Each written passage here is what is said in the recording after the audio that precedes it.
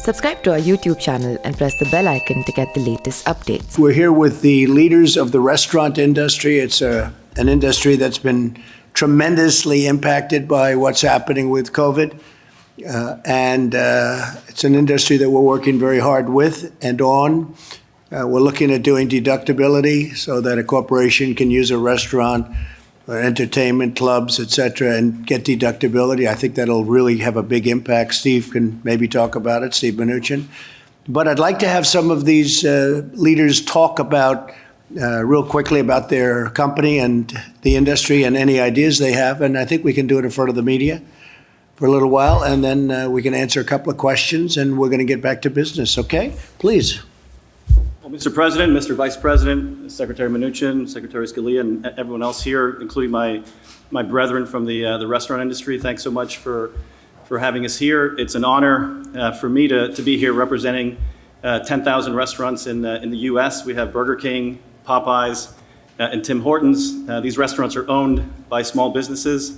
We have franchisees from coast to coast that work day in, day out. We have team members that are in the restaurants day in and day out. We've been in the restaurants working as an essential service since the beginning of the crisis in March. We have had our drive-thrus open and delivery open, but we've still had a tremendous impact on our business. And so we're really looking forward to the process of reopening the economy, reopening the country. We already have about 1,000 locations around the country that have started to open the dining rooms with reduced capacity. We've added PPE, we've added safe and social distancing in the restaurants to ensure that people can come in.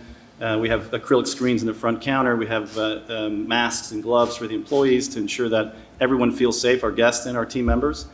I just wanted to thank the President, Mr. President, and your administration. I think you've acted quickly, swiftly, and with good measure. The CARES Act and the PPP had a tremendous impact on our businesses. And I think there's a lot we think that can do to make a very good program even better. One of the things that we've talked about as we were kind of chatting here is this idea of extending the 8-week deadline. We think that 8-week deadline, when it was implemented, was probably 8 weeks probably seemed like an eternity, but today we're in the 10th week of the pandemic, and I think it's going to take some time for our restaurants and our owners to get back to the capacity levels and the traffic levels that we were seeing pre-COVID. And so a little more time, we think probably taking it to 24 weeks would be appropriate to allow for restaurant owners that are participating in the program to be able to manage through and rehire the employees, which is what the purpose of PPP was intended for. There was two other things that I think are important for us. One is we think business liability protection for small businesses is important. We're going to see potentially with the reopening of the economy, with the reopening of small restaurants, we're going to see frivolous, I think, and unfounded lawsuits against restaurant owners, against small businesses that are trying to do the right thing, trying to survive and trying to keep their businesses going. So we firmly believe that protection from these types of frivolous lawsuits would be helpful. And then finally, to the extent that there's additional federal assistance that's targeted for the restaurant industry, I think the restaurant industry as a whole participated to the tune of about 9% of the PPP, and we think there should be additional funds available for us to be able to weather and continue to weather the storm. But we're really proud to be here, proud to be part of this extraordinary group of restaurant leaders, and thank you so much for the opportunity to be here. Well, thank you. That's a lot, 10,000 restaurants, and that's some big group and good group too. I know your chains, and I know a lot about your company. It's a great company, so you'll be back very soon. I have no doubt about it. And some of the things you mentioned we'll be talking about. I do want to say before we go further, so this was a very big day therapeutically, cure-wise, and vaccine-wise. Tremendous progress has been made, as I've been saying for 2 weeks, because I've been seeing what's going on and I think spearheading it largely. And this was a very, very, some big announcements are coming and have just come out, and the market's up almost 1,000 points. You'll check your market. I'm sure you did before you walked in the room, but I imagine your company's doing better today than it was a week ago, right? We're focused on the profitability of our franchisees. That's my Yeah. focus. Okay, good. So what we have is big announcements coming. Big announcements have already come, and tremendous progress has been made therapeutically, cure-wise, and also, obviously, vaccine. To me, therapeutically and cure is more important than vaccine because it's immediate. And if we have something, even people that are very sick right now, we try and expedite everything so it goes really quickly, really, really quickly. Like, let's get it going immediately. So if you have somebody that's not going to make it, if you have somebody that's going to pass away, going to die, and if we have something that we think works, we want to get them immediately into those hospitals or wherever the people are located. So that's being talked about also with the FDA, with Dr. Stephen Hahn, who's doing a fantastic job. And so we're trying to expedite things. But very importantly, just overall, what big news it is medically. We are so far ahead of where you would normally be just from a logistical standpoint. And that's the other thing. We're also gearing up and close to geared up because we have tremendous people in the military, so they'll be able to deliver service very rapidly. So a lot of good things are happening, and let's see what happens in the very near future. Steve, you have anything to say? Just want to add, Mr. President, that thank you for all being here. We appreciate how many people you employ as an industry and the special issues that we have, and we look forward to continuing to work with you. Good, thank you very much. How are you doing on deductibility, Steve? How's that going? Good? Good, please. Thank you, Mr. President. Really appreciate you gathering us here today. This is a great representation of restaurants from across the country. Jose with his 10,000, my 2 on Bourbon Street. I am the president and CEO of Galatoire's. We've been there since 1905. Yeah, right. And, restaurants are the cornerstone of so many communities. Where some big business is absent, restaurants are there. And we employ so many people. We just appreciate how swiftly y'all have acted to bring relief our way. We think with just a few small changes in cover period and length of the cover period on the forgiveness of PPP, we have a real great opportunity. And, just the very nature of restaurants in general, we rely on social interaction. So it makes us really unique that we were hit hard quickly, and it's going to make our comeback really difficult. That being said, I'm glad to hear your news. Yeah. That there's Well, my some- news negates what you just said because Yeah. you would be back into business like you had it. Yeah. No seats lost, et cetera, et cetera. So Yeah. we'll see what happens, but it certainly negates it, yeah. Yeah. So, in the interim, we appreciate the opportunity to be in front of you. Longer cure periods on the test periods on the loans would be incredible. A city like New Orleans, we have 1,500 restaurants, but only 400,000 people. And so when you look at that, how do we survive? We survive with leisure and business travelers. 19 million visitors last year. And that being said, it's going to take us a little time to ramp back up. So we're looking forward to that period of time, and we believe that you guys have the opportunity to help us. We greatly appreciate it. We've survived Hurricane Katrina. We've survived the BP oil spill. Yeah. Restaurateurs are a resilient group, very tenacious, and so we're there, and we appreciate your help. So your area was amazing because it was hit hard, but it was very late. We didn't think it was going to be hit at all, and then all of a sudden it spiked up after you had a certain event. Yeah. And who knows what caused it, but maybe it was that. Yeah. And then it's doing incredibly well right now. It's really down at a low Yeah, number. we've made great progress. The governor's done a really good job. That being said, 25% capacity is tough.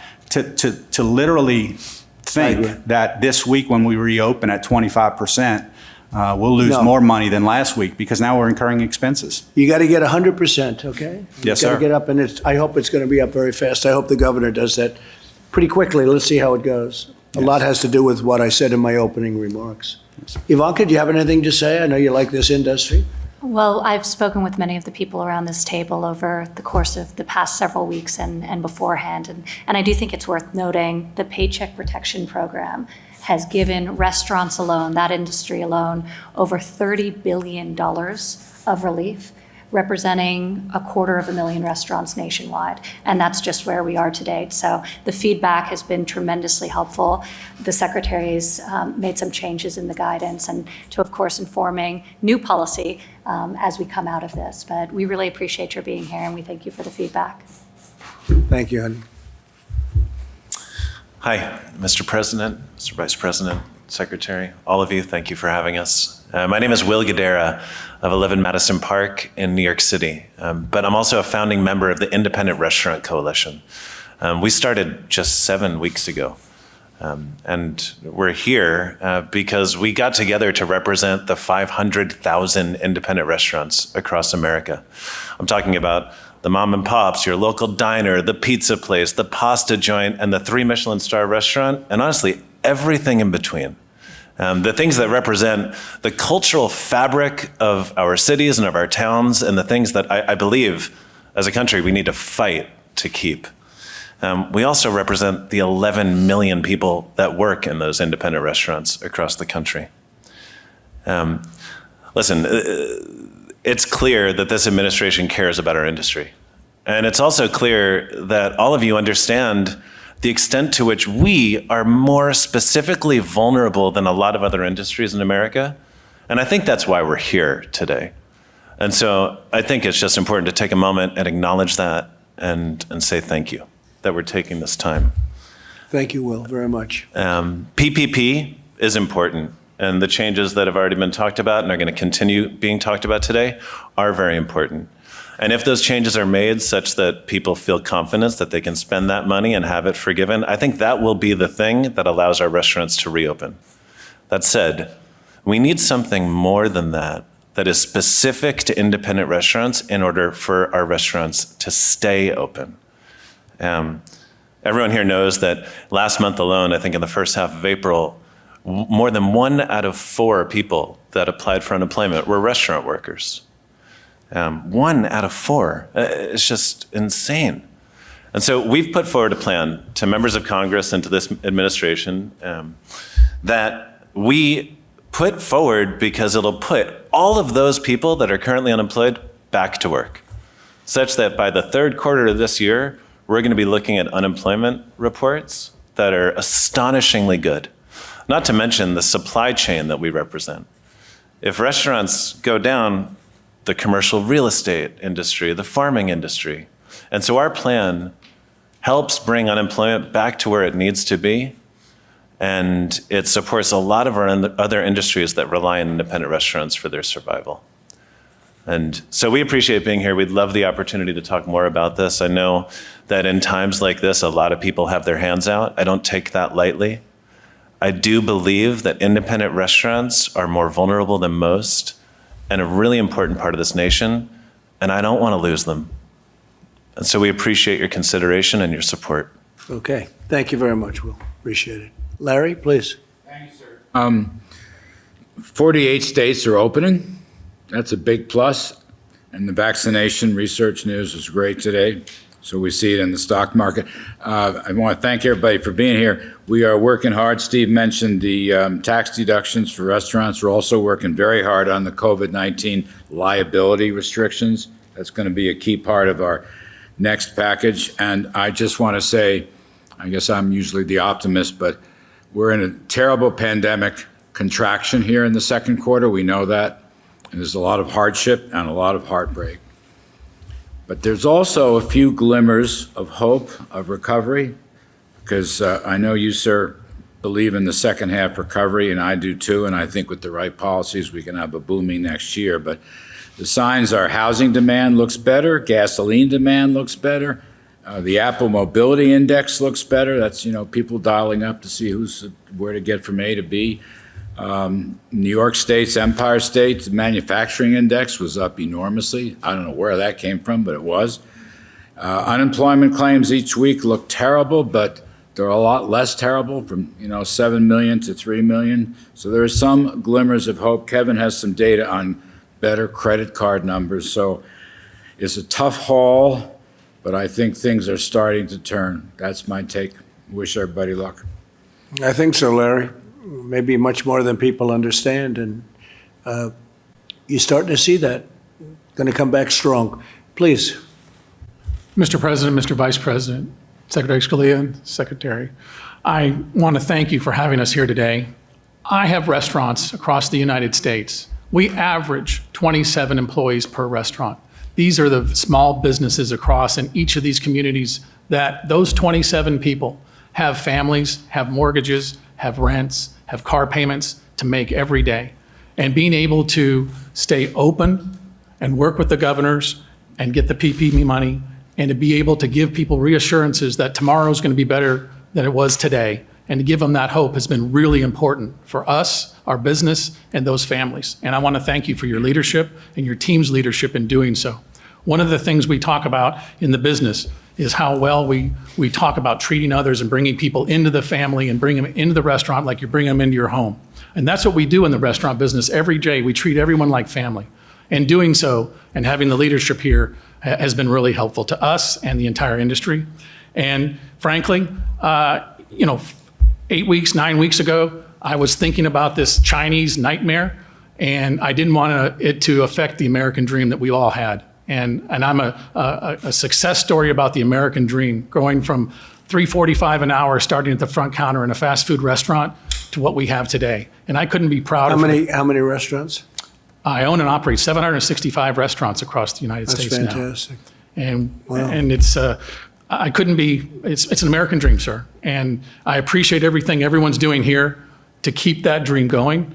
And tomorrow is going to be better than today, and I appreciate that. Thank you. If we get deductibility, you'll do better than you did 2 months ago. Thank you, sir. That's my opinion. Please, go ahead, Kevin. Give it. Yeah. Let us know what's going to happen. Yeah, sir, first of all, you might recall when we first started talking about the economic damage that was coming from the shutdown, that we emphasized right from the beginning that this industry and the travel industry were going to be the hardest hit. And so we've been focused like a laser beam on coming up with policy ideas to do something about it. And as you said, we've got a really good plan. The thing I could say is that if you look at the real-time data, as Larry said, that you really are starting to see glimmers of hope. And maybe even like you could even characterize it a little more optimistically than that. Larry's being super cautious, but the credit card data are really going up. The number of businesses open in the country is skyrocketing. I mean, the country's getting back now, and I think that there's a great reason for optimism for this group because you can really see things going much, much faster forward than I expected. I know I was pretty depressed about how bad it looked and how slow it was going to be a few weeks ago, but now you can really see it turning on faster than I thought. There's a tremendous demand, tremendous pent-up demand. It's true. Don't forget, we turned it off artificially. It was just stopped. We went from the greatest economy in history of any country to we have to stop. And we saved, by doing that, millions of lives. We saved hundreds of thousands, but probably millions of lives. And we did the right thing, and now we have to open, and now we're going to do great. And if this comes along, what we're hearing medically from these great companies, these great geniuses, if this happens, that's really going to be something. So, great job. Thank you. Thank you, sir. Please. Mr. President, Mr. Vice President, Secretary Scalia, Secretary Mnuchin, it's an honor to be here today. My name is Marvin Irby, and on behalf of the National Restaurant Association, thank you for convening this meeting of these industry leaders on this very important subject. To be honest with you, normally at this time, I'd spend a lot of time telling you about this industry. But what's been clear over the last several months is that you get it.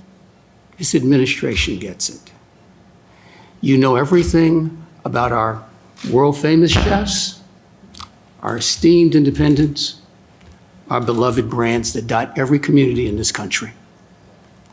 And I'm proud to say that for over 100 years, the National Restaurant Association has represented all restaurants that play a key role in our society and an integral role in our food chain.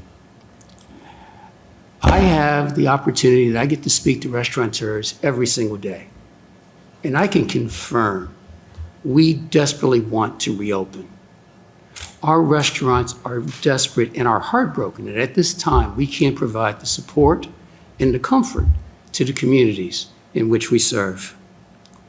For too many restaurants right now, An incident happened 60 days ago that has crippled us, and before today's news, we did not see an end date until later this year.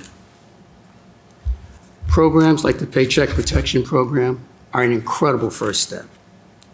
And thank you, Secretary Mnuchin, for this program, which has benefited millions of small companies throughout this country. We also appreciate Ivanka Trump's dedication to our industry, and I personally want to thank you for the time you've taken to talk to our board over the last months of this crisis. Mr. President, the Payroll Protection Program would be a godsend if we could make one change, if we could extend the time that we have to spend the proceeds. In too many communities today, the 8-week period is simply not enough time. So how much time are you on? 24 weeks? How about 30 weeks? 30 weeks works. 30 weeks works. How about 75 weeks? I know a couple of you. You'll never stop, right? I know a couple of guys in this room. Now, I understand. So you think it needs to be, what would you say would be a minimum length? 24 weeks. How much? 24 weeks. You need to give our smaller restaurateurs the opportunities to open, to begin to have demand, and bring back the employees. Is that, what were you going to say in terms of timing? Yeah, I think for the PPP fixes, if we could take it from 8 weeks to 24 weeks. Is that the term, Yeah. more or less the term you're thinking about? And then move June 30th to October 31st. If those two changes were made to that program, it would change it dramatically. What's more important, that or deductibility? That. Yes. Deductibility is amazing, but it's almost like we need to build the house first. Deductibility is the thing that makes the house. Does anybody disagree with that? Because I think deductibility is the biggest thing you can possibly do. Mr. Does President, anybody? I think that if what he's saying is, if we could get the 24 weeks, which gets us to October 31st, basically, right? This allows us to get the young restaurateurs going and spend the money that you intended for them so that we can get out and show them what a great job you guys are doing. But you're pretty unified on the number 24, right? Yes, sir. 24. Yes. And Go ahead, please. The Finish. best thing about it, it's no additional money. It's an extension of the current program. Okay. So, The deductibility thing is great. Can I I just just ask? don't want to not support that. I think it's just a matter of waiting. We need to get the restaurants open first, and these changes allow us to get them open. I just wanted to clarify, because you said it's no additional money. Are you saying just the time period goes, it's 8 weeks going to 24? You still have 8 weeks of money, or you want 24 weeks of money? oh no, we want 24 weeks in order to spend. To spend the 8 weeks? Correct. Got it. Thank you for the clarification. We believe that if we elongate. Is that test- correct? Does everybody agree with that? Yes, sir. If we can elongate the test period, it gives us more staying power, and we can spend that money and really get where we need to be. Good. So, And what about the payroll tax, by the way? How do you feel about that? Is that a big deal? Yes, sir. That would be an extraordinarily big deal. Yes. And how does that compare with what we're talking about with the time period?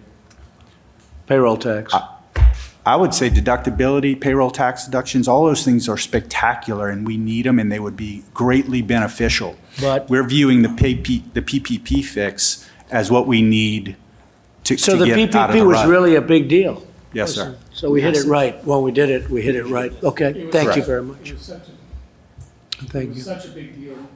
Am I doing wrong? It was such a big deal, sir, that we haven't laid off a single person, and there's 20,000 people that are paying their taxes, they're paying their bills, and they're doing all that every day. And without that, I don't think we would have been able to do that, sir. That's how big a deal it is. Great.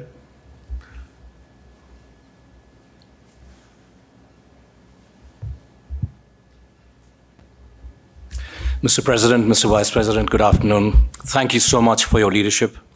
Ladies and gentlemen, it's an honor to be here, and I deeply appreciate the opportunity. My name is Nirain. I represent Panera Bread. Panera has 2,500 cafes, revenues of about $6 billion, and we employ 140,000 people. The pandemic impacted us very deeply, as it did everybody else. We lost close to 50% of our revenue in the first week. Since then, it is slowly coming back, but we still have a long way to go. Now, the health crisis... You got down by 50% or more than that? 50 to 60% was the revenue decline. That's not bad. And I think what's good is that it's actually coming back since that time. Good. Thanks to a lot of the innovation that we've been able to do. Good. But so you got maximum, though, 50% of revenue loss. Yeah. How'd you keep the other 50%? So the 50% that we have by ensuring, so fortunately, I think in Panera, we have very strong omni-channel business. Right. So we have delivery, rapid pickup, drive-through. You did very well. And so on. That's great. Yeah. Great job. Go ahead. Yeah. So I think we've had to innovate very quickly, and I'll share some of those ideas. So I believe that the health crisis is now becoming a financial crisis, with 36 million Americans unemployed, and a humanitarian crisis as well, with about 54 million Americans fighting hunger. And therefore, I think opening up the economy right now in a phased manner is the right thing to do. I also believe that we as leaders need to also step up and do the right thing at this time, and do what we can do, what's in our control. And I'll share some ideas and thoughts in terms of what Panera has been doing, largely with the intent to innovate and do that with compassion and heart. So for our furloughed employees, we have free family meals every week for them, emergency relief funds, and also we've made arrangements with peer companies that are actually hiring at this time, like CVS, Walmart, to hire our furloughed employees temporarily and then return them back. For customers, we've innovated very quickly. We've launched the curbside pickup service with geofencing and also free Wi-Fi outside the cafes, because life is moving to outside the cafes. And also doing a lot for our communities, especially those impacted most by the pandemic. So doctors and nurses, we're serving about 50,000 meals to doctors and nurses in New York, children in the state of Ohio with our partnership with USDA. And also we've launched a program called Together Without Hunger with Feeding America, and have pledged to serve 500,000 meals to children and families through Feeding America. Great. So I think it's very important at this time that I think we need to also step up and contribute. We were able to keep 85% of our cafes open. We were determined to keep them open so that we could keep our associates employed at that time, and therefore now we're beginning to open up the dining areas in phases, following all the guidelines, but also have stringent protocols that we've put in place, like plexiglass barriers, wellness stations for temperature checks, social distancing norms, etc. Will you be keeping any of that? I mean, there are some innovations that have been made. Some people say maybe we'll keep it. Would you be keeping any of that or not really? Yes, I think there's going to be a shift in how the consumers are going to interact with brands. And I think it is time for us to innovate. So another example is... Would you ever keep the plexiglass barriers? So I think we'll keep the plexiglass barriers. I mean, on a permanent basis, I'm talking about. I think at least over the next 6 to 9 months. Right, but could you see that being permanent? Because hopefully you're not going to have it that long, by the way, 9 months. But would you see a thing like that? You'd have to build a nicer version of it, as opposed to quickly throwing it up. But would you see something like that being permanent, possibly? I think hopefully if the virus is under control and we've gotten to the other side of it, I think then we can get back to life as we once knew. You'd rather not have it? We'd rather move back to life as we once knew it. I'd rather not have I agree. Yeah. I agree. Exactly. Okay. And another, I think, interesting innovation is that recognizing that there's so much high friction with high demand grocery items where you can't get them home delivered, we launched a new line of business called Panera Grocery in 10 days. And we're delivering, bakery items, fresh produce, dairy to customers in less than an hour on the same day. So I think the good thing is it's forced us to really innovate and be very responsive. Good. I think the restaurant industry is deeply, deeply appreciative of all the support and the efforts that you and the administration have made. I think the CARES Act has been hugely welcomed. I would like to in particular thank you for the PPP program, because it's made a huge difference to our franchise partners and our associates. I think with a few of the amendments that we talked about, I'd fully agree with the 8 weeks to 24 weeks. I think that is badly needed. I think that will be hugely welcomed. Steve, does that make sense from our standpoint? What do you think? We're working on a technical fix that we do have bipartisan support for to extend it. I'm not sure it's that long, but I've spoken to the SBA committee, and there is bipartisan support, so we're working on that.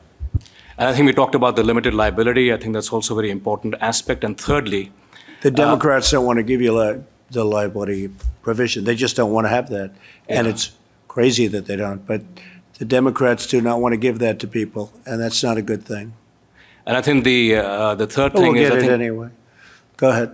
our employees are, I think if we can eliminate the friction in the furloughed employees being able to access their unemployment benefits, that'll also be fantastic. And that the problem there is the states have old equipment in many cases, and they're unable to get the money. You know, we gave the money out immediately, but the states are unable. Some states are unable to give it out. They have 40-year-old equipment, Yeah. and some states are unable to get their act together. But we gave that out long ago, as you probably know. Yeah. Okay, I appreciate it. Thank you very much. Thank you very much. Brooke, would you like to say a few words? Mr. President, thank you. Just a few words. I am so grateful for all of you being here today. I am struck by the stories of true American dreams. I mean, starting at $3.45 an hour, and then ultimately owning so many restaurants and hundreds of thousands. But I'm also hundreds of thousands of employees. But I'm also struck by this president and vice president's commitment to our most vulnerable populations and their American dream, working in all of your restaurants. This president is the jobs president. I think that none of us, other than maybe my boss, realized the economy that we would achieve in just 3 short years, where there were more people, more jobs available than people to fill them. And what I am so encouraged by is the resoluteness and the conviction of this president, this vice president, but truly the American entrepreneurs that are sitting around the table today and working alongside all of you as we bring this country back to even greater heights than we ever knew possible. The transition to greatness is really what America and the American dream is all about. So thank you all for being here. Know that we are here to help you always, and we are here to make sure that what this president led on and has achieved will be once again very, very soon. So thank you, Mr. President. Thank you very much, Brooke. Great job. Thank you, Mr. President, Mr. Vice President, and Secretaries for having me here today. My name's Tim Love. I'm a chef and owner of a few restaurants in Texas and Tennessee. I also am the chef of 4 major music festivals and food festivals around the country. So I've been greatly affected by obviously what's happened here, along with everybody else in this room. But what I wanted to speak to you about today is that to touch on the PPP and to kind of clarify what we were saying is the 24 weeks is only set up because certain restaurants aren't able to open now. In Texas, we were able to open on May 1st, and I quickly activated the PPP and tried to get all my employees back. I've hired 80% of my workforce. I started with 490 employees. We've got about 400 employees already back. And I will say it's encouraging to see people come out. They're excited. They want to be out. What would have happened if you didn't have PPP? Well, if I didn't Would have you have people, survived it? Would you have gotten by? I probably would have gotten by, but this allows us to do it the way that we feel like it should be, to take care of the employees first. We want to take care of our employees and make sure they're safe. Same activation we're having when opening the restaurants. We want to open the restaurants safely, make sure our employees are safe first, so our guests can be safe.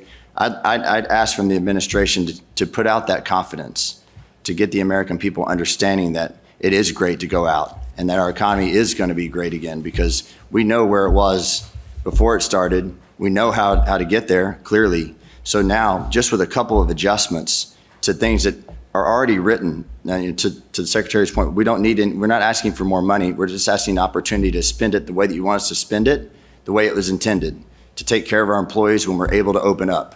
That's it. That should be easy, Steve, honestly.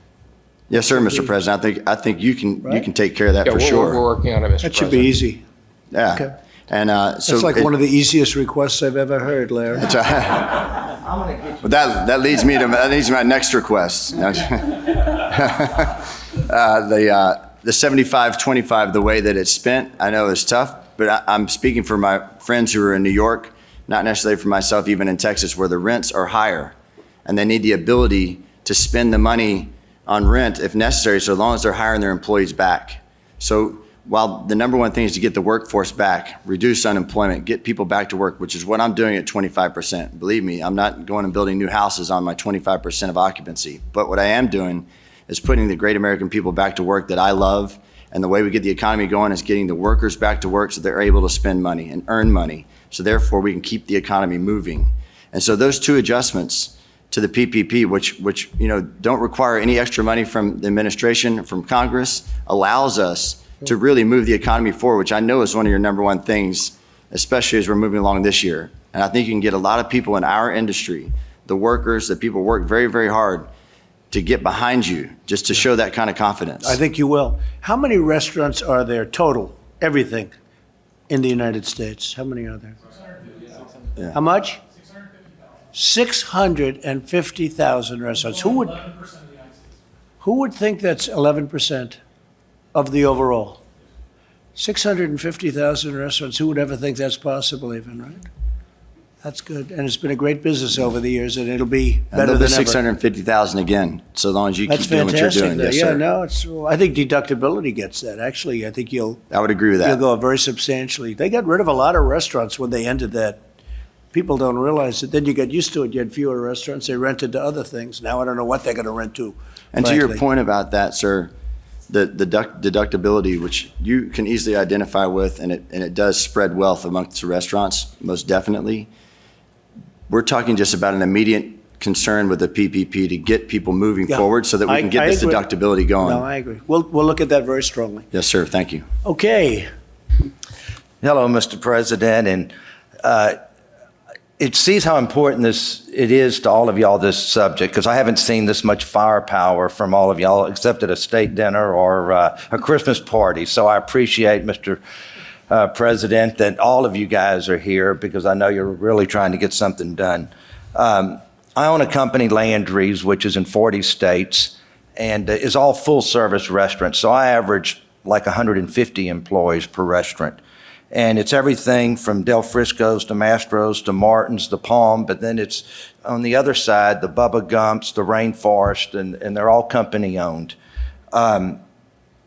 It's been devastating, and it's funny you brought up about China. I should have realized it was going to be a bad year for China when my general manager tweeted out, freedom for Hong Kong. So that started my year with China. And you kept it quiet, right? You kept that quiet. So I'm still trying to work that out.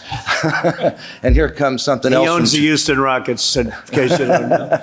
And and by the way, he's a great guy, great family, great everything. And he did cause you a little ruckus. Whatever happened to him, by the way? Is he still working for you? Yes, he is. He must be pretty good. Yes, because it's just it's a trick question, but he is. But Mr. President, everybody's talking about the PPP, and when your team designed the PPP and said let's bring it through the SBA, I think it was an unbelievable idea, and you did exactly what you needed to do. But I'm one of those people when it started being pitted against, because I'm a sole proprietor, but I do $4 billion in revenue. And I would have been that billionaire that took the money from the little business. So I was not able to take the PPP money. And I caught so much criticism because I was the first person who did lay off 40,000 employees. Because the world doesn't understand that when you shut everything down from your casinos, which you and I did a few deals together, from the Rainforest to the Trump Marina, your tail of your payroll was $150 million the next 2 weeks. And we all pay yesterday's bills with today's income.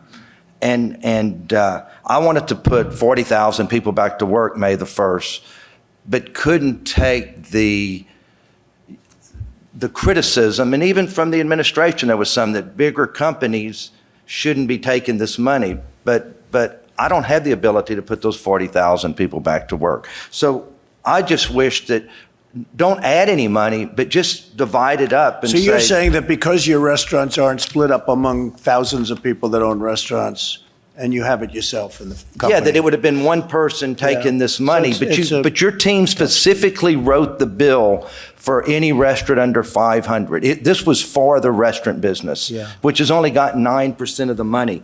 But if you would just split it up, and I'm not saying add any more money, but add a category for the larger private restaurateur that could go out and take this money and put it in a different bucket so it wouldn't be me taking this money away from the little beauty salon. So what happened to you then, Tillman? So where are you on that whole thing? How did you do with the PPP?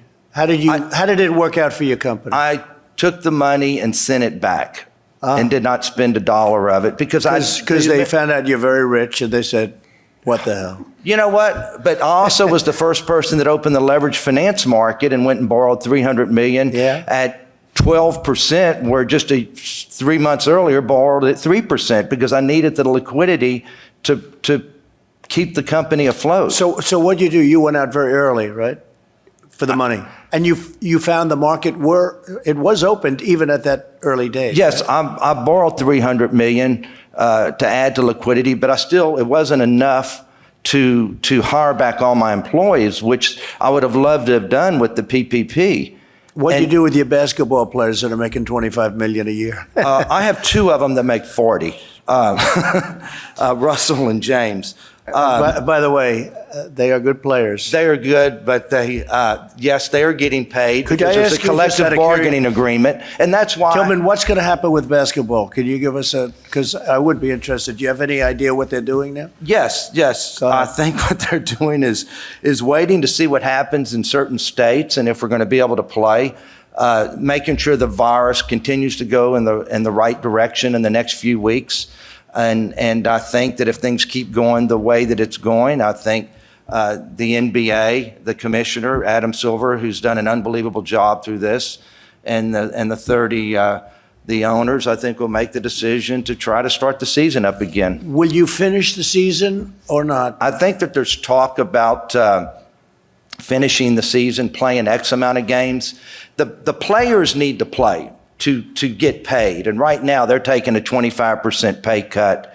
And because they own 50% of our revenues, the players, unlike the other sports. And so they want that revenue and that television revenue, even if it's not the people in the stands revenue, so they can get paid. Could you go immediately to playoffs, or is that not really possible? I think that they would use I think that we would play some games just to get it going again and create the interest and then go right into the playoffs. But I think it'll be great for America. We're all missing sports and everybody, wants to see these great NBA teams.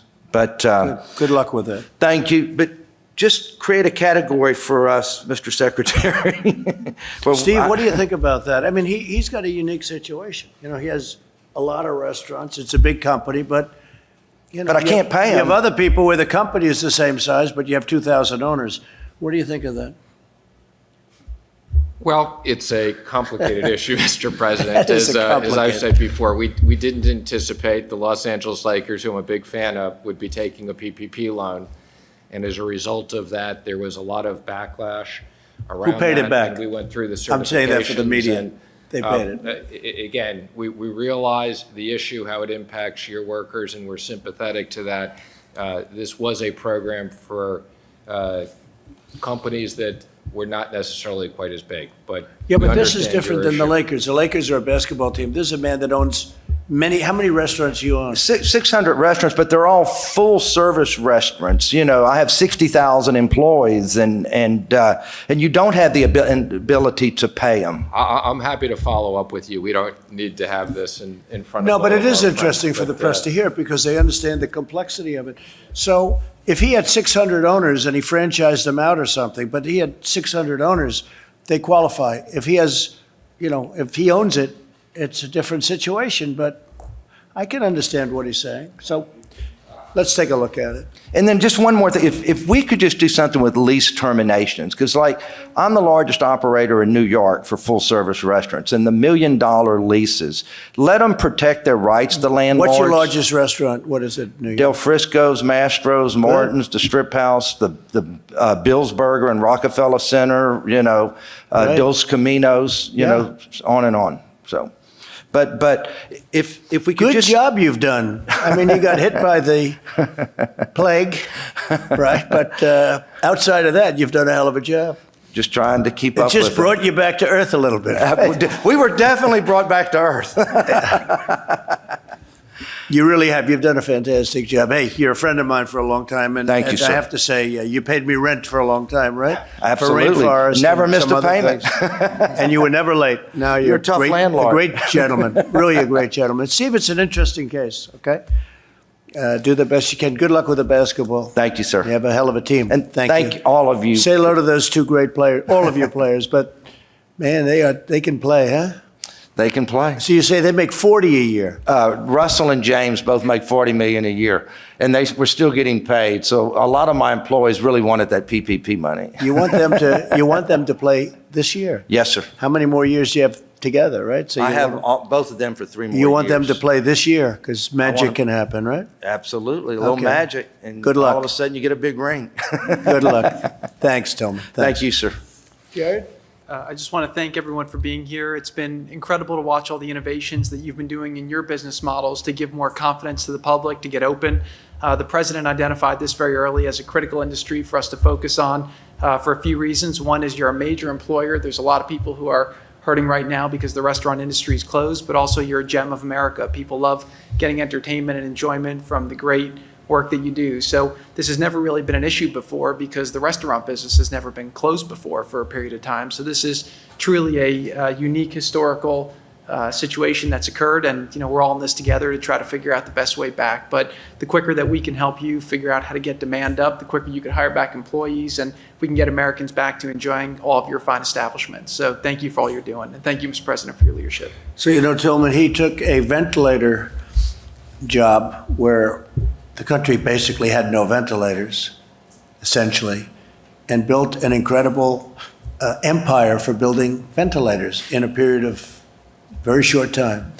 And now we're supplying ventilators all over the world. It's an amazing thing. We got no credit from the fake news media, but what are you going to do? Can't win them all. And now the testing today on the Washington Post, they actually had a headline that the testing is there, but the people aren't there. We have so much testing. I'm sure the person that drew that headline in the Washington Post will be fired today sometime. In the state of Texas, I know for 6 weeks, any employee of mine could go to numerous places and get tested and not even stand in line. So when I watch and see everything that people cannot get tested in America, and I don't know about all the other states, but I do have employees that have been tested in other states. I just follow it closer. There has not been an issue of people getting tested. And, they sort of knew it. But And we were even tested here this morning. I think you should be entitled to it now, Steve, definitely. But, and Mr. yeah, no, we've done, really, it's been an amazing. 100%. It's been an amazing job. Been an amazing job. We made a lot of governors look good. Yeah. And Mr. President, I will say yesterday you had your number one day in America, 422,000 tests performed, and you're about 11.5 million tests performed now in the U.S. thanks to your leadership. Numbers that would have been unthinkable, I think you could say that, right?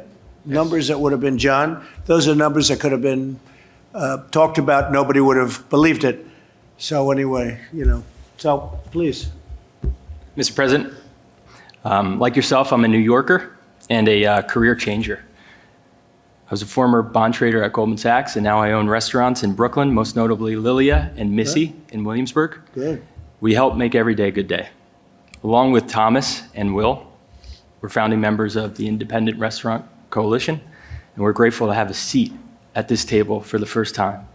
The impact catalyzed by this pandemic is enormous. The prolonged economic shutdown created challenges for our industry that has to be met with policy to inject liquidity, investment, consumption, and hiring. The immediate and coordinated response by your administration to support out-of-work employees was inspiring, and it should make us all proud to be Americans. The intention of PPP to support small businesses and restaurants was pragmatic and encouraging. We have all agreed that it wasn't perfect, but we're working on it to fix it so that it could help us. But we need those fixes now. Like me, I have it, and I can't use it. I'm in the clock zone of 8 weeks.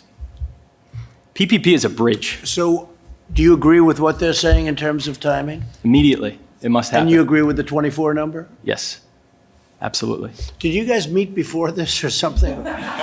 No, did you have a little meeting to discuss this, perhaps? Yeah, okay. well- Now I feel better because everyone's exactly wants the same thing. What is incredible about this independent restaurant coalition, this did not exist 7 weeks ago. Restaurant owners didn't talk to each other, ever. And we were I able bring to. people together. You've seen that in government. I bring the Democrats together with the Republicans, right? And it's been a beautiful thing. I'm only kidding. We've been able to talk, we've been able to be creative and figure out ways to bring this That's industry great. back. I think it's great. You got together and a lot of good suggestions have been made, and it's been made uniformly, so we really know your opinion as opposed to having all different ideas. That's correct. That's really great. So PPP is a bridge. It will help restaurants reopen our doors. It'll help restaurants reemploy 11 million workers that are currently not working. In an effort to keep those doors open and to keep our people employed, we've proposed a stabilization plan, and we look forward to discussing more in the future with you. Okay. Thank you very much. Thank you. Great. How'd you go from Goldman Sachs to the restaurant business? How did that happen? David Solomon didn't think I was very good at bond trading. Oh, I'll bet you were. I'll bet you were very good. Are you glad you made that move? I am. It's changed my life for the better on every facet. You love the restaurant business, right? I love it. I have friends that are in the restaurant. They love the restaurant. There's no business they want to go into. We view you like as the one of restaurant. us. Yeah. Well, it's We true. do. Yeah. No, it's great. I know your business very well. People, unlike, well, there are other businesses, but just about as much as any business, they love being in the restaurant business. So that's great. It's good to get out of the. So you made a good move. Oh, yes. Did you make a good move financially? I did. Very, very well. It worked out fine, too. Our restaurants are more profitable than the hedge fund that I worked at for 7 years. Wow, that's fantastic. Yes. All right, now we don't have to give them anything. But I want to go back to that because I want to reopen as soon as possible. Yeah, no, I agree with that. Thank okay, you. Great. Good job, too. I know the one restaurant, I know it's great. Thank you very much. Gene, this is a man of great genes. His name is Gene, and his father was a terrific gentleman. You know that, right? Great talent. Go ahead, please. And a great mother, too, right? Maybe your mother's even better. There are few industries where the workers have been hit as hard as in this particular industry, as Will was touching on. We announced 20.5 million payroll job losses, basically from the middle of March to the middle of April, and 5.5 million of those, more than a quarter, were in restaurants. Mr. President, you saw this coming. You acted with really extraordinary speed, and I think, as we said, generosity, among other things, in the unemployment benefit that was provided in the CARES Act. We at the Labor Department have been working extremely hard with the states to enable them to make that payment. As you touched on, they've had some problems because of their computer systems, which are old. Secretary Mnuchin and I cautioned the Congress that there would be problems, but we will continue to work with them to get those payments out. But even as we do that, we know that we're pivoting. We're opening.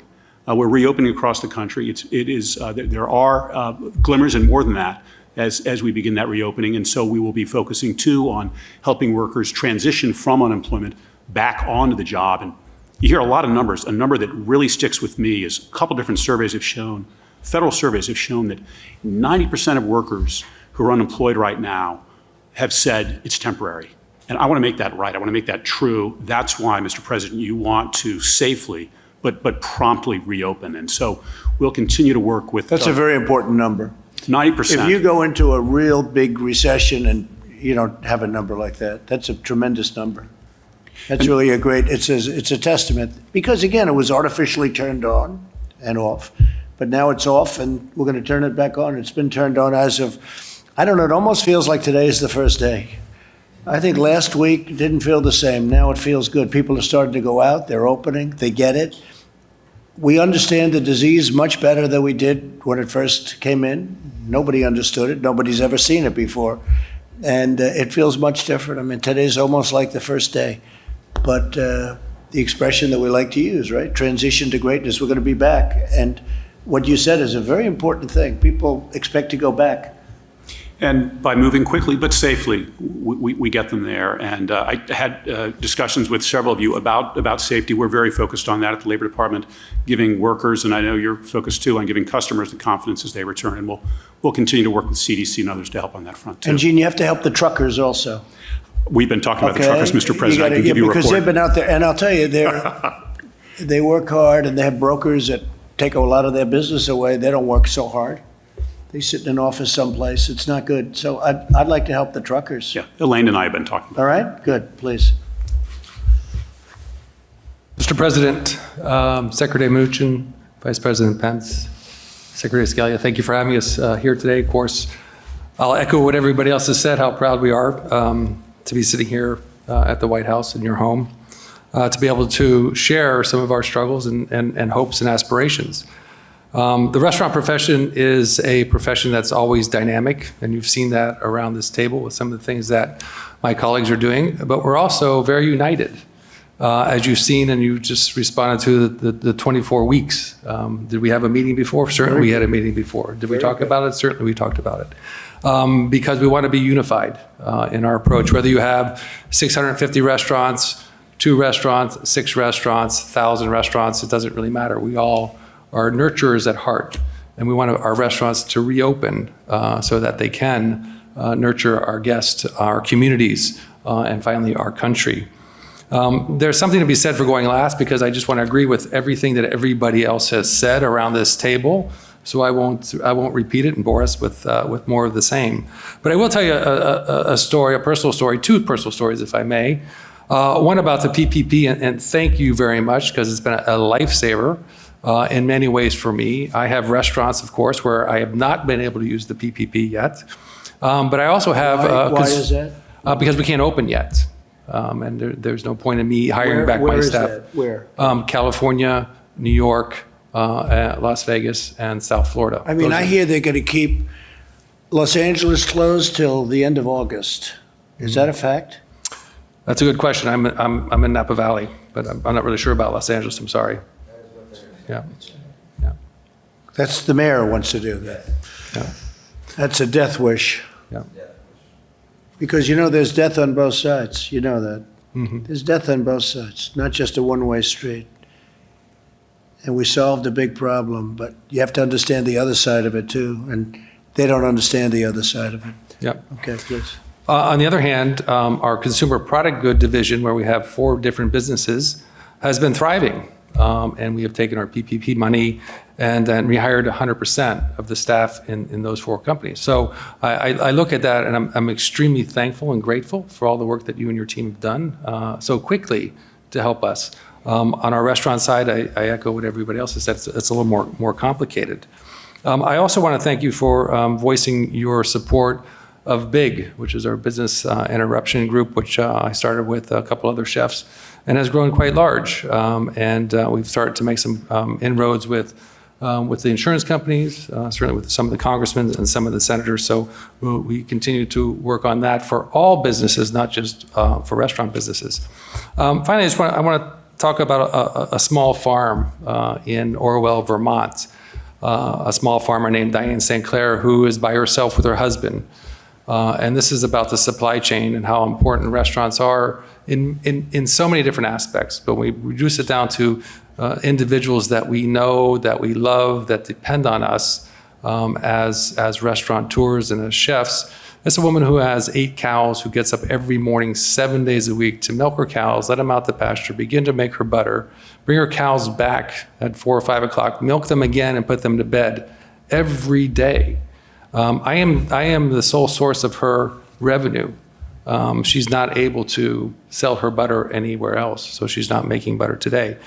The impact that restaurants have in our communities, in our states, and in our country are extraordinary. We are, in many cases, the first job people have. My first job was in a restaurant as a dishwasher, making a little less than $350, but that was just of my age.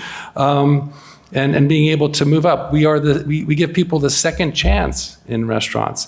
And finally, people's last jobs are in restaurants. Those who are retired and on benefits are augmenting their benefits by working in restaurants. We don't really care about your education. We're not concerned about where you come from, your religious beliefs. We are open to everybody. We employ the most women of anybody beside the federal government, the most single parent women. It's just extraordinary how much we embrace our entire country and what we do. And what we do at heart is we nurture. I became a chef, and I remember the day I decided to become a chef. I'd been cooking for several years. July 1977 in Narragansett, Rhode Island, working for a French chef named Roland Hennon, who asked me one day, "Why do cooks cook?"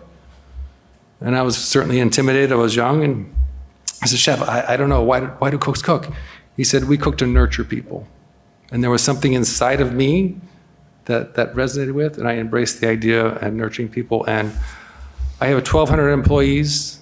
There are over 1,180 who are unemployed today that I desperately want to bring back to work so that we can not only nurture each other, but nurture those who come into our restaurants. Again, I want to thank you for having us here today. I want to thank all my colleagues for articulating everything that we wanted to say in such a profound way, and I appreciate the opportunity. So thank you, Mr. President. Thank you very much. Beautiful story with the woman with the 8 cows. Yep. You wouldn't think that. Restaurateurs do, especially, I guess, some with an individual restaurant or a couple of restaurants, they do that a lot, don't they? They buy directly. They do. Yeah, we support so many small farms around the country. I started an initiative called Big Hearts and Small Farms with 5 other chefs, just so that we can offer people an opportunity to buy some of the food from some of these small farms around the country. Tillman doesn't do that. I don't think you do that with your 8 cows, right? He doesn't do it. It's a little different, but it goes from the very small to the very big, and that's what restaurants are all about, and I'm proud to be part of this community. What's the difference in butter? Tell me, the difference in butter between what she sells you and what you would normally be able to buy out of curiosity. I don't want to. It is extraordinary because it is truly a seasonal product. So the butter changes flavor and color depending on the season. So in the in the spring, when they're eating green, when they're grazing on grass, green grass, the butter is That's a beautiful fantastic. orange hue. And of course, in the summertime, it turns lighter because they're eating hay. So, and the Mike flavors just said there's taste. no comparison. He knows. It's just there's a tremendous difference in the butter. kidding, from- sir. Oh, And yeah, you it's extraordinary. probably pay less too. Right? Well, I don't know how much I pay. It's not about how I mean, much no, I pay. but It's about supporting her and what she's trying to do. Right, but would you pay less, generally speaking, when you do those things you do directly with a farm? You know, when we deal directly with the farmers, I never talk about price. It's always about quality because Yeah. we're about quality Okay, good. and building relationships with people.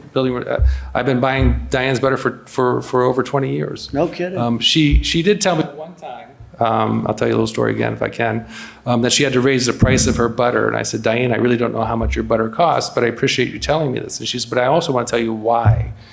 And I said, okay, tell me why, Diane. She said, my son was accepted at NYU, and I need to pay for his tuition. This is what happens when a guest goes into a restaurant and spends $1. You're supporting all of these people. You're supporting this young man who's going to get a degree from NYU. Should I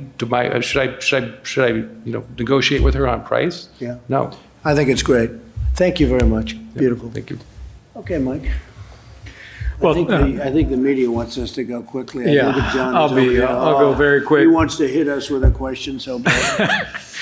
Well, thank you, Mr. President, and I have had the great privilege of sitting in this room alongside the President on many occasions over the last 3.5 years. I don't know that I've ever been more inspired by the optimism, the resilience, the love of what you do, and the people that you employ and the people that you serve than I've been today. So thank you all for sharing your stories.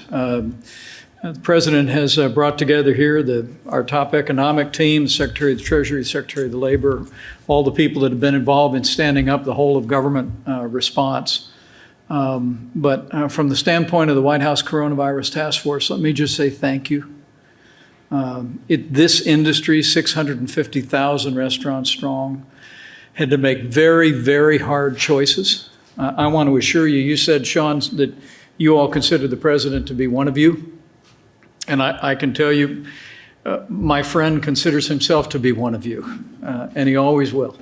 But he understood when we asked the American people, and we asked businesses like the thousands represented here, to shut down, to go to drive-through services, to find ways to innovate to meet your customers. We knew the sacrifices that were involved in that. The president directed our economic team to find a way, paycheck protection, to stand up and come alongside. But your decision, your company's decision to put the health of your employees, the health of your customers, the health of your community first, saved lives. And you are to be commended. On behalf of the president and all of us who've worked 7 days a week on this issue here at the national level, I want to say thank you. The president and I are going to dismiss in a few minutes, and we're going to go to our weekly call with America's governors. And I'm proud, as the president is, that as we sit here today, 48 states have announced plans to reopen. It was a month ago the president had our task force release a plan to open up America again. And America is opening back up. And I just want to assure you that the counsel that you have given us today will continue to inform ways that we can support not just this industry and the communities, but support your state's efforts to safely and responsibly reopen and put America back to work. One last thing, Mr. President. One of the great success stories of this pandemic has been that the food supply has not been interrupted. And I honestly didn't know, Mr. President, before we got into this, that roughly half of America's food needs are met in restaurants and in those 650,000 establishments that we're talking about here today. And through this pandemic, not only did you innovate, you found ways to continue to meet that food need and keep food on the table of Americans. But I also heard just a week ago that it was restaurants that were transferring what you had in storage to your local grocery stores, to your local food banks, to make sure that Americans didn't miss any meals in the course of this pandemic. So for all those reasons, I say thank you. And just know that in this president and in this entire team, we are going to be partners with you, and we're going to bring back America and all of America's great restaurants bigger and better than ever before. And it's going to be sooner than you think. Mike, what are the 2 states that did not open? 48 states have released plans. There's 2 that are, we expect them to be releasing plans very soon. Who are they? I'll get that to you before we talk to the governors. Is Connecticut?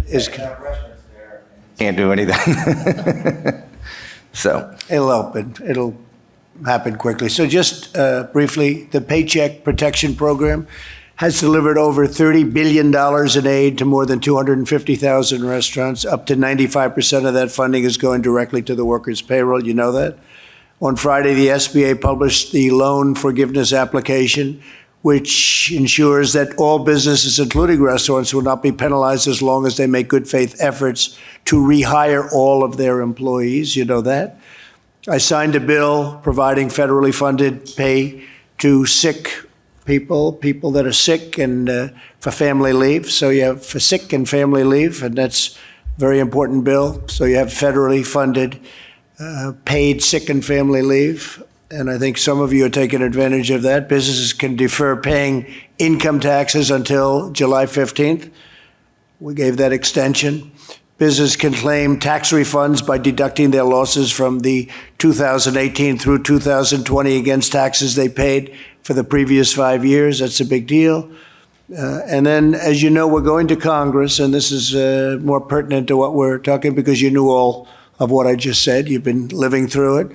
Restore the restaurant deduction to help jobless restaurant workers. So if a company pays or somebody pays, they get a deduction. That's going to create a tremendous amount of business. I think you're going to have to open a lot of additional restaurants in this country. I think it's frankly more important than even the other things we're talking about. I guess short term, what you're talking about is more important, but long term, the deduction would be phenomenal. Create an Explore America. That's Explore, right? Explore America. Tax credit that Americans can use for domestic travel, including visits to restaurants. That's a big deal. Grant restaurants more flexibility under the PPP. That's what we're talking about, right? And protect workers and businesses alike with curbs on frivolous litigation. A thing I know something about. There's a lot of frivolous litigation. So we don't want somebody going and sitting in your restaurant, Tillman, and then suing you for $10 million because something happened. And they'll do it anyway. No matter what we give you, they're going to do it anyway. You know that. So I thank you all for being here. We'll take a couple of questions, John. And if you have any questions for these great restaurateurs, please ask. Oh, well, Mr. President, first a question for you. Attorney General Barr says he is unlikely to have any criminal investigation of either Barack Obama or Joe Biden. You've been talking about what you call the greatest political crime in American history. What do you think of Mr. Barr's decision? Well, I think if it was me, they would do it. I think for them, maybe they're not going to. I don't know. I'm surprised because Obama knew everything that was happening. I don't think Obama knows where he is in a lot of ways. I saw his statements the other day, and I think that, frankly, they weren't very good. That's President Obama. As far as Biden's concerned, I can't tell you. Only he knows what he knows. I don't think he knows too much. But I think Obama and Biden knew about it. They were participants, but so I'm a little surprised by that statement. I don't think he said it quite the way you said it. I think he said, as of this moment, I guess. But if it was me, I guarantee they'd be going after me. In his case, they're not. So I think it's just a continuation of a double standard. I'm surprised by it. But that's where it is. And I don't know what he said about the others. You have to understand, I was coming into this room as that statement was being made. So I don't know exactly. He said, we cannot allow this process, the legal process, to be hijacked by efforts to drum up criminal investigations of either candidate. He seemed to be suggesting... Well, I think you'd have to ask him what that means, because I'm in no position to tell you that. I've stayed away from it. I'm relying on the Attorney General to do the job. And so I don't know exactly what he said because I was in this room. Disappointed if there is no criminal investigation of Biden or Obama? I don't say disappointed or not, but I have no doubt that they were involved in this hoax, one of the worst things ever to befall this country in terms of political scandal. I have absolutely no doubt that Obama and Biden were involved. And as to whether or not it was criminal, I would think it would be very serious, very, very serious. It was a takedown of a president, regardless of me. It happened to be me. And in my opinion, it was an illegal takedown. And but I'm going to let the Attorney General make all of those decisions. I've stayed out of it because it's the appropriate thing to do. I wouldn't have to stay out of it, as you know, but I've decided to stay out of it. So I would say that I heard that just a little while ago, a few minutes ago. I'll have to look at it exactly as to what was said, what was meant. I will say this. We have an honorable Attorney General.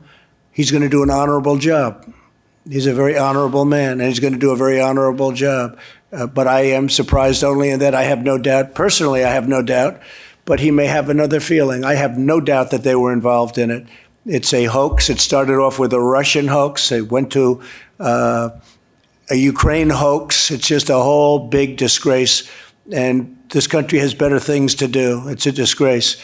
What they've done to this country with these phony investigations, the Mueller investigation was a waste of time from day one. They knew it was a waste of time. It proved to be a waste of time.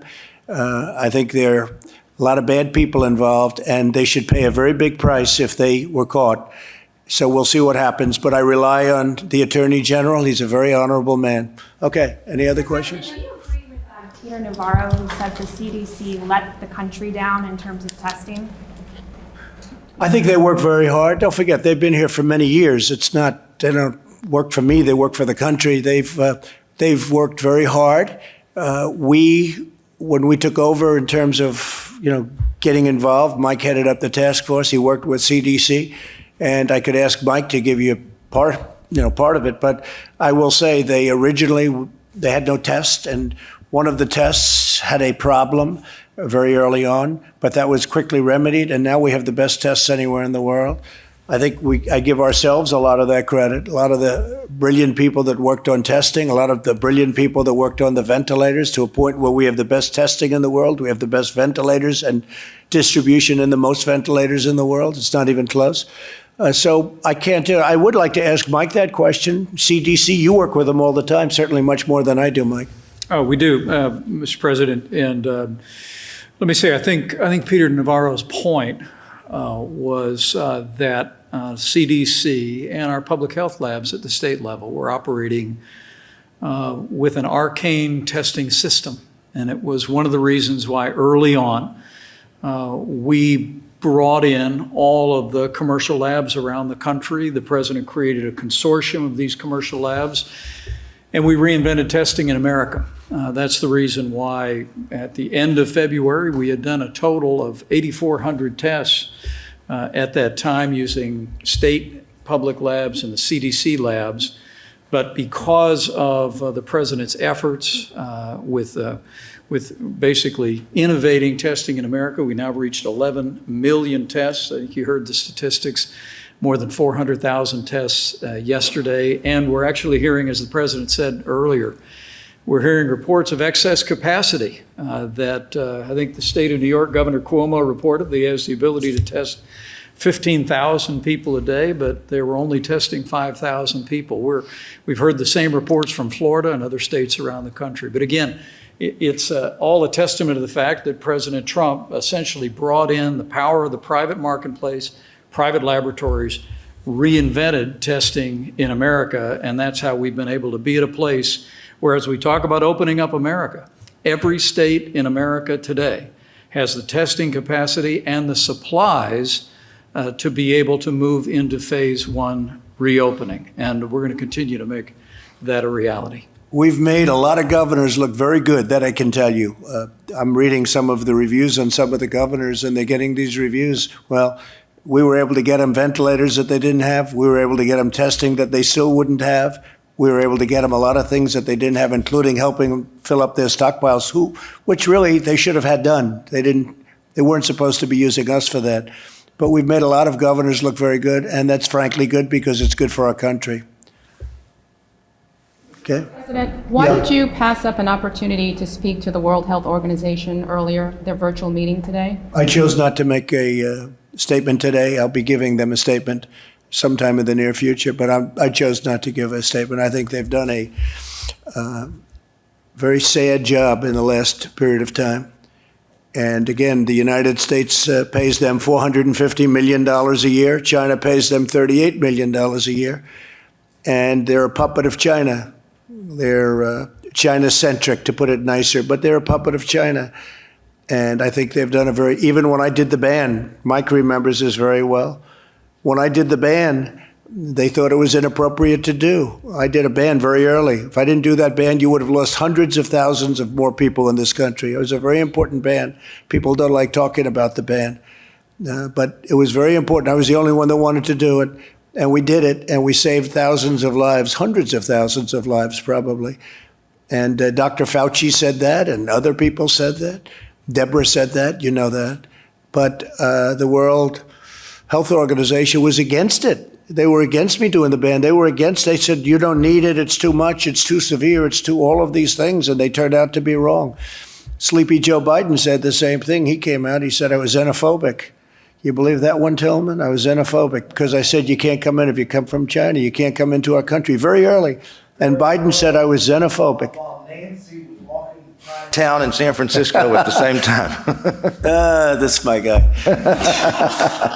We always got along, didn't we? The twins, they call us. So, no, it's a very sad thing. So I'm not happy with the World Health Organization. And guess what? There's some of the people around this table who would understand being in a business, in some cases international. I'm not happy with the World Trade Organization at all either.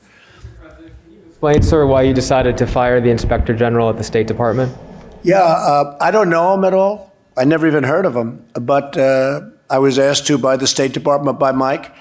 I offered most of my people, almost all of them, I said, these are Obama appointees, and if you'd like to let him go, I think you should let him go, but that's up to you. He's an Obama employee. I understand he had a lot of problems with the DOD. There was an investigation on him, on the Inspector General. I don't know anything about it. So I don't know him, never heard of him, but they asked me to terminate him. I have the absolute right as president to terminate.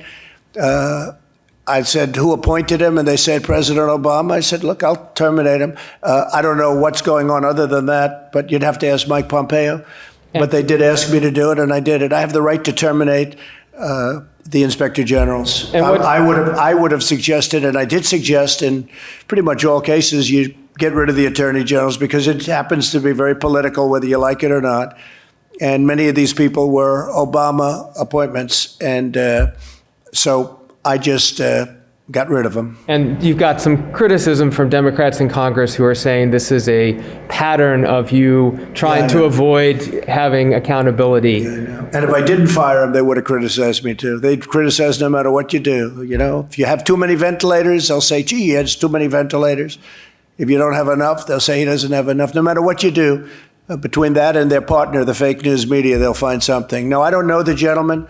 I was happy to do it. Mike requested that I do it. He should have done it a long time ago, in my opinion. He's an Obama appointment, and he had some difficulty. But I just don't know who he is. I don't know. I never heard his name. Do you believe there is a role for inspector generals to keep an administration like but I think yours they have or to be anyone fair. else's accountable? Sure, but I think they have to be fair. And I think it's a death wish when and I told my people, I said, I think you should, study your situation, but let us know. I think we've been treated very unfairly by inspector generals. I can go into instances, but I'm not going to do it now. But the inspector generals, when they're put in by Obama, just like it could be that if they were put in by me and it was somebody else's administration, especially the other party, it could very well be that you'd be treated unfairly. But we've had a lot of cases where we thought that was unfair. They asked me to do that. I think the big thing is that they should have asked me to do it a long time ago. You said you don't know him, sir. What was he doing that was treating you unfairly? I don't know. I don't know anything about him. I don't know anything about him other than the State Department and Mike in particular. I guess they weren't happy with the job he's doing or something. So because it's my right to do it, I said, sure, I'll do it. I've gotten rid of a lot of inspector generals. Every president has. I think every president has gotten rid of probably more than I have. A lot of our people kept the Obama inspector general. And I think generally speaking, that's not a good thing to do, but they've kept him. But I told them for 3 years, I said, anybody wants to get rid of their inspector generals because they were appointed by President Obama, I think you should do so. Some of them didn't, but now a couple of them are doing it now. Yeah, go ahead. There is an appearance of a conflict of interest. Secretary Pompeo is asking you to fire an inspector general. That I can't tell you. I don't think so. I think maybe he thinks he's being treated unfairly. Again, he asked me if that would be possible. I said, I'll do that, sure. I think it should have been done a long time ago, frankly. And this is a man that has had some controversy, this inspector general. But so again, I don't know anything. I haven't even read much about him. I see that it's a little bit of a story, not much of a story, because everybody agrees that I have the absolute right to fire the inspector generals. I think they should have done it a long time ago. Yes, please. Mr. President, some of these executives today told you they expect the recovery to be a little bumpy, could take a little while. Are you forecasting a faster bounce back? I think they're forecasting a very fast bounce back. I mean, I see great optimism. These are big restaurant people that are really up on the business. They're very successful. They've been very successful. They'll be, I think, even more successful again, especially if we get deductibility. And I really enjoyed this. This was a long meeting for me. Normally I wouldn't stay at a meeting this long, Tillman, but I liked hearing about your great basketball team. I didn't know those guys got paid 40. I thought they made 25. That's interesting. For the record, my casino in Louisiana opened up today, and it opened up extremely, extremely busy in Louisiana. So that's good to know that people are coming out. So that's great. What you do works. I've watched you for a long time, and what you do works. We're very proud of you. I appreciate it. Great job. Sir, you sounded genuinely surprised about this PPP extension proposal. Why was I surprised? You mean that they'd ask for it? Why would I be surprised? You sounded surprised that they want it. Of course they could ask for it. That over the, surprised that's all they asked for, actually. I know too many of these people. I'm surprised that's all they asked for. No, I think what they're asking for is very reasonable, Steve. I mean, we're going to have to go and get it approved. And again, we've saved and we'll continue to save the restaurant business. And ultimately, we'll be paid back many, many times because they pay a lot of taxes. And they create tremendous numbers of jobs. Think of that, 650,000 restaurants. Who would think that's even possible? You made a final decision to fully defund our contribution to the WHO going forward? Well, I have a concept because we paid $450,000 and somebody came out because we had different ideas One was that, I could ask these brilliant people. So we help fund the World Health Organization.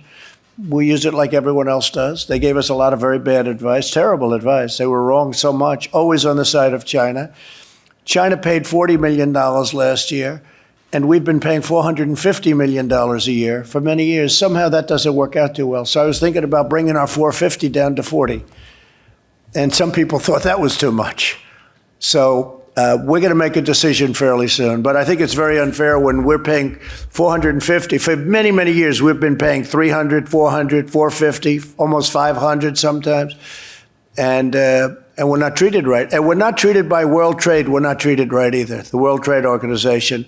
China there is considered a developing nation. If you're a developing nation, you get massive tax advantages and other advantages. Well, I want the United States to be a developing nation then, okay? We should get the same advantages as China gets. Why should China get advantages over the United States? Because they got somebody to say they're a developing nation.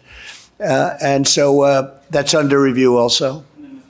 Secretary Pompeo was reportedly under investigation both for having staffers do personal errands like walking his dog and picking up his dry cleaning, and concerns that he may have subverted the will of Congress with Saudi deals with Saudi arms deals. Are you concerned that he may have made this request to avoid an investigation? Well, I don't know anything about it. I heard about it at the same time. Maybe you heard about it. I don't know anything about it. You mean he's under investigation because he had somebody walk his dog from the government? I don't know. Doesn't sound, I don't think it sounds like that important. You have a man that's supposed to be, and he's a brilliant guy, #1 at West Point, #1 at Harvard, I believe, Harvard Law School or close. But he was #1 at West Point, #1 at Harvard Law School, or very close to #1. And they're bothered because he's having somebody walk his dog, as you're telling me. I didn't know that. I didn't hear that. I didn't know about an investigation. But this is what you get with the Democrats. Here's a man supposed to be negotiating war and peace with major, major countries, with weaponry like the world has never seen before. And the Democrats and the fake news media, they're interested in a man who's walking their dog, and maybe he's busy. And maybe he's negotiating with Kim Jong-un, okay, about nuclear weapons, so that he'd say, please, could you walk my dog? Do you mind walking my dog? I'm talking to Kim Jong-un, or I'm talking to President Xi about paying us for some of the damage they've caused to the world and to us. Please walk my dog. To who? A Secret Service person or somebody, right? I don't know. I think this country has a long way to go. The priorities are really screwed up when I read this. Now, I don't know anything about the investigation, but you just tell me about walking a dog and what'd you say, doing dishes? Saudi arms deals, sir. What Saudi arms deals? Explain. Congress passed a law to restrict sales to Saudi Arabia over certain arms out of concern over their use in the Yemeni crisis. So the question is whether Secretary Pompeo tried to subvert the deal with actions that he may have taken on. I don't think so. I think that when somebody pays us a fortune for, arms, we should get the deal done. I will tell you that. I don't know what you're talking about. I know this, that we have countries that want to buy our arms, and we make it so difficult for them that they end up going to Russia and China. And under my administration, if they're friendly countries, I try and make it as easy as possible. If they want to buy our fighter jets and if they want to give us billions and billions of dollars, and they have other alternatives, including China, Russia, and others, I think we should make it as easy as possible for them, and we should take the jobs and take the money because it's billions of dollars. And in past administrations, they waited so long that people wouldn't even want to do business with us. And one of the things that we've done, and we make the greatest equipment in the world by far, and especially now under this administration because we've upped the scale a lot, as you know, and we've bought a lot. We've totally rearmed our military, $1.5 trillion. But if somebody wants to give us billions of dollars to buy an airplane or a number of airplanes and missiles and all of the other things that we make better than anybody in the world, we should take the money and we should make the deals fast. I would certainly say that. Even if it leads to human rights. Why don't you take your mask off? Just for a second, please. Don't worry about Jeff. Jeff, why don't you move out of his way so he doesn't infect you, please? Sure. I don't want you to become infected. Even if it results in human rights abuses, that was Congress's concern with these Human rights? abuses. I don't know. That I don't know. I mean, you tell me something that I never heard of. Now you're talking about human rights abuses. You'll figure something out, I'm sure. Look, he's a high-quality person, Mike. He's a very high-quality, he's a very brilliant guy. And now I have you telling me about dog walking, washing dishes. And you know what? I'd rather have him on the phone with some world leader than have him wash dishes because maybe his wife isn't there or his kids are there. What are you telling me? It's terrible. It's so stupid. You know how stupid that sounds to the world? Unbelievable. Okay, yeah. Actually, to President Obama's speeches over the weekend. Look, I think he was an incompetent president. I think President Obama was one of the worst presidents in the history of our country. I think he was an incompetent president. I know what he left us. He left us a broken military. He left us a military that ISIS was all over the place, and I got rid of it. I knocked out 100% of the caliphate, and even you will admit that, John. And when I came in, it was a mess. But we had a broken military. We had a depleted military. We had little on the shelves, if you talk about pandemics. We had a country that was a mess. We were paying high taxes. We were paying, and outside of this artificial event that took place 2 months ago, and I'm going to build the country into stronger and better than it was even then. And it's already happening, and you can see it. You can see it today. Just take a look at the stock market. Look at what's going on. Look at the great numbers that are being called, and look at these medical companies calling in. And we're talking about more than one. So many things are happening. But I think President Obama was an incompetent president. He did a terrible job. And by the way, there was great division in our country with President Obama. You didn't see it as much, but there was tremendous division in our country. Okay? There's division now, too, right? I think we'll have great, yeah. Success brings. We had a great success going. Things were really going along, and then China gave us a wonderful gift, okay? And it wasn't pretty. It came out of China, just in case you had any questions, John. It came out of China, spread to Europe, but also came here. And the whole world became infected by this horrible thing that they unleashed one way or the other. Not a good situation, not a good situation. I'm not a man that likes taking that, what happened to us, and it was totally preventable. They could have stopped it at the source. They knew it was happening. We wanted to go in. Others wanted to go in. They wouldn't let the world, as you know, they wouldn't let other countries go in. Other countries wanted to. World Health wanted to. In all fairness to World Health, they wouldn't let World Health in. And we're a part of World Health. They wouldn't let them in either. They could have stopped it at the source, and they chose not to. And yet, they stopped them from going to Wuhan into different parts of China. So you couldn't go into Beijing. What do you think of that, Tillman? You couldn't go into China, but I better not get you involved in the China thing. You got enough problems with. Restaurants in China are back, though. They are doing business. I'm asking an interesting guy that question. But seriously, look, they wouldn't let him into China, but they'd let him into Europe, and they'd let him into all over the world, including the United States. It's lucky I did the ban. That's all I can tell you. It's lucky I did the ban. Okay, how about one or two more? Yeah. How you're going to specifically make China be held responsible? Well, I'm not going to tell you that question. Why would I tell you? Go ahead. Will they be held responsible? Will you take steps to hold China should be held responsible for what they've done. They have hurt the world very, very badly. They've hurt themselves also, but they've hurt the world very, very badly. Yeah, they should be held responsible. Okay? You tweeted recently that this whole whistleblower racket needs to be looked at very Sure. closely, and it is causing great Sure. injustice. I had a fake whistleblower. Sure. I had a fake whistleblower originally. He was a faker because when he looked at he wrote down a conversation that was totally different from the conversation I actually had with the president of Ukraine. It was a fake whistleblower. And by the way, everybody knows who he is. He's a political operative. You know that. John knows who he is. You know him better than anybody, John, right? He's a faker, and he was a fake whistleblower, and it was a phony, disgraceful period of time, and we came out well. You know why we came out well? Because everyone recognized it for what it was, just a political witch hunt. But he was a fake whistleblower.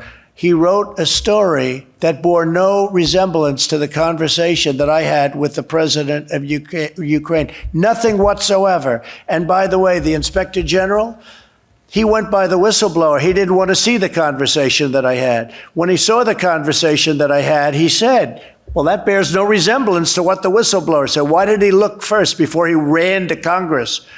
He ran to Congress like he couldn't get there fast enough with a whistleblower report. But when they offered him to see the actual conversation, and we called the head of Ukraine, and we said, we'd like to expose the conversation that we had, if you don't mind. He said, what was wrong with that? That conversation, as I say, was perfect. It was a perfect conversation.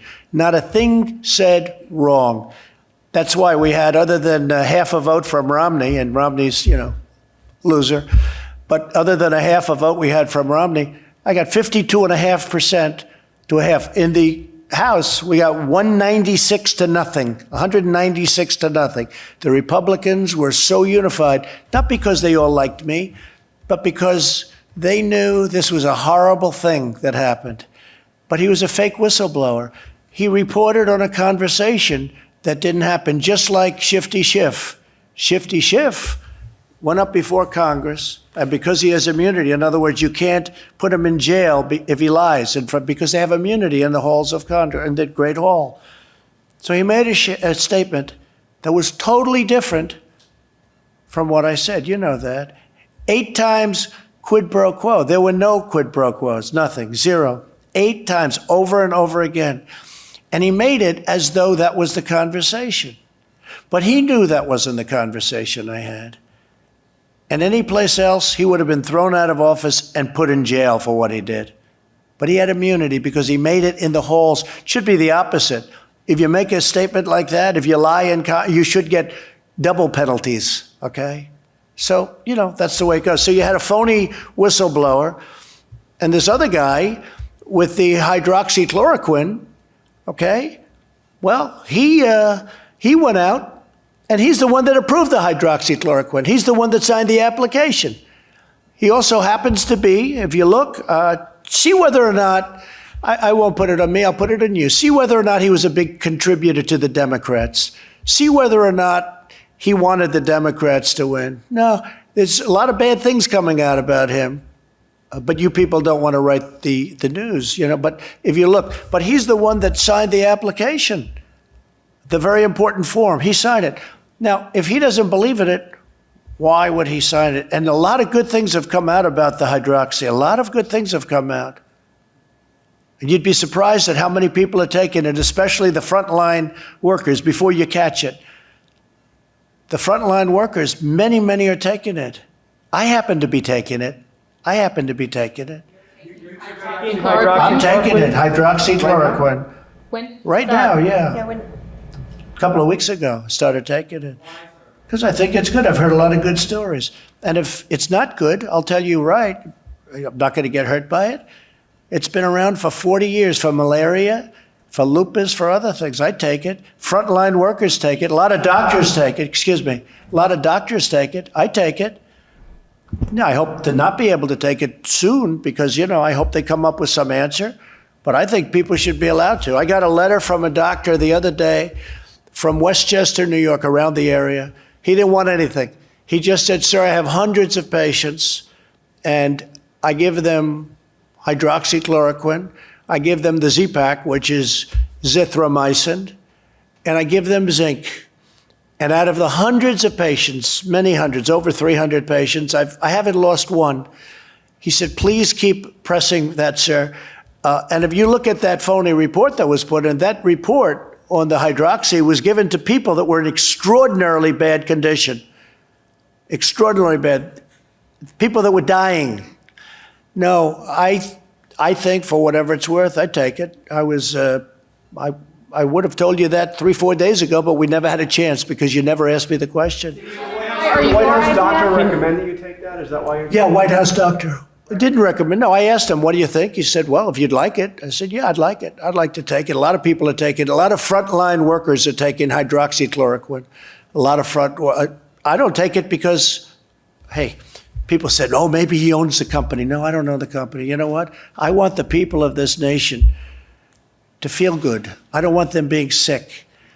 And there's a very good chance that this has an impact, especially early on. But you look at frontline workers, you look at doctors and nurses, a lot of them are taking it as a preventative. And they're taking, totally unrelated, but they take the Z-Pak or the zithromycin for possible infection.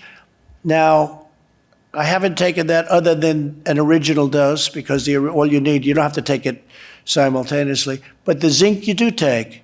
So I'm taking the two, the zinc and the hydroxy. And all I can tell you is, so far, I seem to be okay. Can you explain, sir, though, why you started taking it? Have you been exposed? Yeah, because no, not at all. I just said that I've had so many letters from people, like the one I told you about. I got it last week. Would you like a copy of it? I'd love to give you. If you ask Molly, she'll give you a copy of it. But this is a doctor. He doesn't want anything. I don't know him, never heard of him. But he treats people that we're talking about. And he said out of hundreds of people that he's treated, he hasn't lost one. And he just wanted me to know about it. That's all.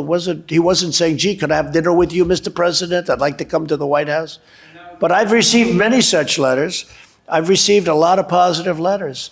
And it seems to have an impact. And maybe it does, maybe it doesn't. But if it doesn't, you're not going to get sick or die. This is a pill that's been used for a long time, for 30, 40 years on the malaria and on lupus too, and even on arthritis, I guess, from what I understand. So it's been heavily tested in terms of, I was just waiting to see your eyes light up when I said this, but, when I announced this. But yeah, I've taken it for about a week and a half now, and I'm still here.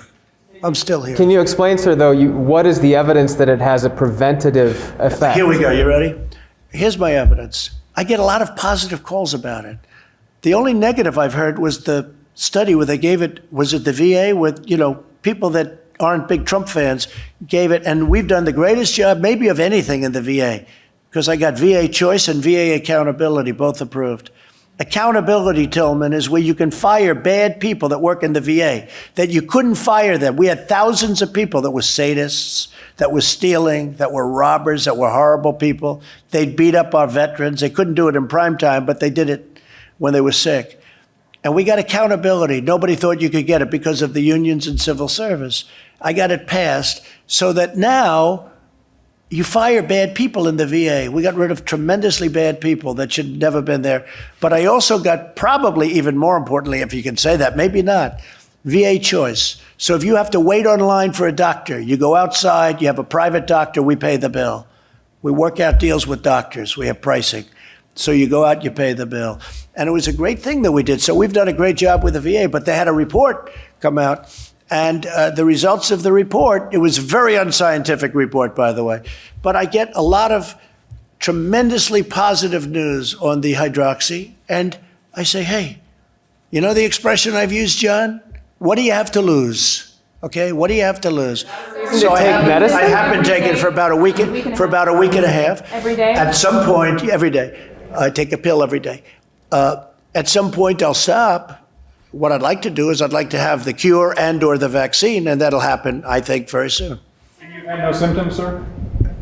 Zero symptoms. No, I haven't had any. No, I test every couple of days. They want to test me, for obvious reasons. I mean, I am the president. So they want to test me. I don't want to be tested, but they want to test me. So every couple of days I get tested, and I've shown always negative, right? Negative. Is that the term you use for this, right? Negative. Totally negative. No symptoms, no nothing. But no, I take it because I think I hear very good things. Again, you have to go to frontline workers. Many frontline workers take it, and they seem to be doing very well. Any other members of your administration, Vice President Pence or your family No, members? but I wouldn't be taken this? surprised. I don't want to ask them because that's a personal decision as to whether or not you want to say. I just want to be open with the American public because, I happen to think it's good. I do want the letter given because this letter made, not in terms of my taking it, but I thought it was a very well-crafted letter by a man who's a respected doctor up in Westchester, maybe a little beyond Westchester, a little up higher, and in New York. And he didn't want anything. He just wanted me to know the results of what he's doing as a doctor. And he was so happy with the fact that I fight for this stuff. And then we have this crazy whistleblower, this fake whistleblower get out and try and, knock it. Who signed the application? He did all this. He did the signing. He was a believer at one point, I assume. Otherwise, he shouldn't have signed it. No matter who told him to, he shouldn't have signed it. Okay, one more question. That's it. Thank you all very much.